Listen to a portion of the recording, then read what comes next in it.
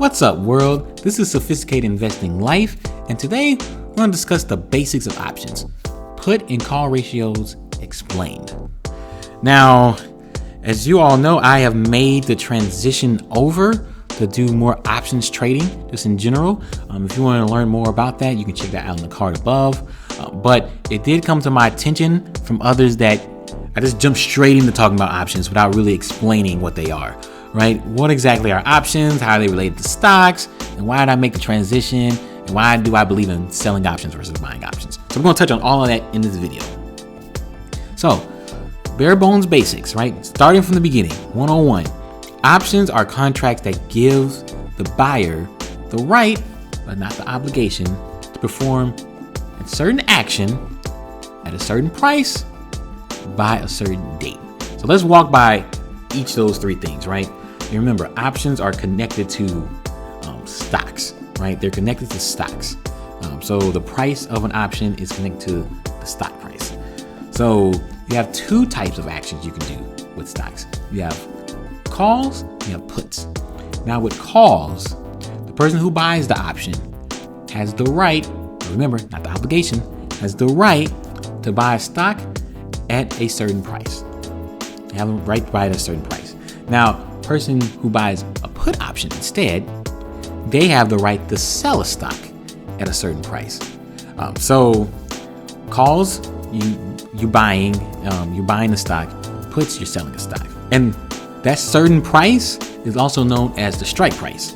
Right? So that is part of every options contract. You have a strike price in which if you're buying a call, that's the price you can buy the stock for.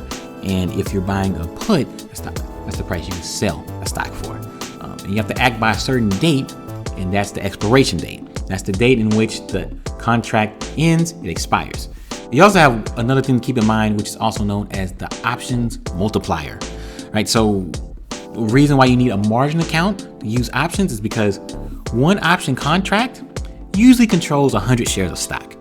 Right? It controls a lot of stock, right? So if you're going in using it what options are meant to be used for, primarily for insurance, yeah, that's fine. If you have a huge portfolio, you don't want it to fall too much, you buy a put option, that's good. But yeah, if you're just trading options, you got to remember you are controlling a lot more than you think. Now that we know the difference between calls and puts, when exactly are they profitable, right? Why even deal with this? Why even worry about call and put options? So let's go from the buyer's perspective. From the buyer's perspective, options are profitable when they are quote unquote in the money. So what does that mean? When you buy a call option, you want the share price to go above the strike price. That's when it's profitable, right? So what this means is, let's say there's a stock that's $100 today, and you buy an option contract, a call for $110 that expires in 30 days. Within that 30-day period, you are hoping for the stock to go above $110, right? So if it goes all the way up to $120, you can still buy it at that strike price of $110, and you instantly profit $10. The opposite is true for puts, right? So you're buying puts whenever you think the stock price is going to go down, right? So that same $100 stock, 30-day expiration, instead of buying a $110 call, you're buying a $90 strike price put. So if the price actually dips to $80, then you can sell for $90, buy back at $80, and again, collect $10. So that's when they're usually profitable on the surface. And as sellers, you're just taking the opposite side of that. You're just taking the opposite side of the bet. So as a seller, if you're selling calls, you don't want it to go above 110. You want it to stay below 110. And as a put seller, you don't want it to dip before under 90. You want to keep it above 90. So, and that's also known as out of the money. So if you're a buyer, you want things to be in the money. As a seller, you want things to be out of the money. Now, why sell options? Why am I such a fan of selling options? Why is it better than buying options? And why is it even better than, owning a stock outright? right? So you look at the screen right now, you will see just a general example. Let's say you have a belief that you believe Apple is going to go up in its share price in the short term. You know, it's going to go up maybe, I don't know the percentage, but you just have a belief it's going to go up, right? And there's 3 ways you can express that belief. You can buy the stock itself, you can buy call options, or you can sell put options.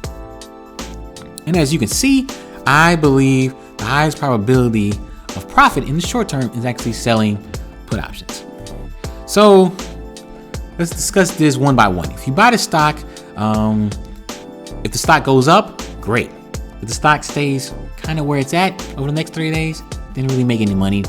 And if the stock goes down, you lose, right? So it's almost like a 50-50 bet in the short term. If you buy a call option, depending where you set up the strike price, you need the stock to increase significantly. And not only do you need it to increase significantly, but you also have to have it happen in a short amount of time. So the vice versa of that is selling a put option, right? So depending on where you set the strike, the stock price, Apple can go up, it can stay stagnant, it can even come down a little bit. And in all 3 scenarios, you make money. Like you make money even the stock comes down a little bit. Like it's a great setup. So touching back on why not buy the call option versus selling the put option, well, it's primarily because of this idea called time decay. Whenever you have an option, it naturally decreases in price over time. It naturally does. And it's because you don't need the protection as much anymore. It becomes worthless the closer and closer to the expiration date.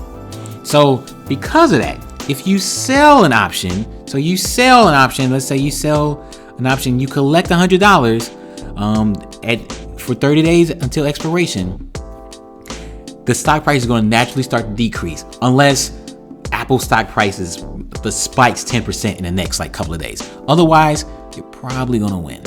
And this is also why if you look at the screen again, you see that most of the time, like strong majority of the time, option contracts expire worthless.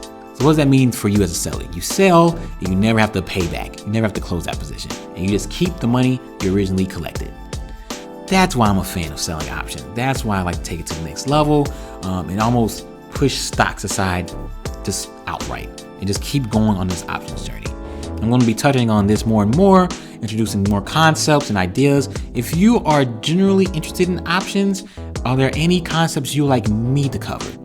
Anything that you want me to cover, let me know in the comment section below. That is all I have for you all today. And also, make sure to watch Investing in Real Life show. I just started a new show. It's going to be great, and it's all touching on my journey trading options. So again, that's all I have for you all today. Thanks for watching, and stay sophisticated.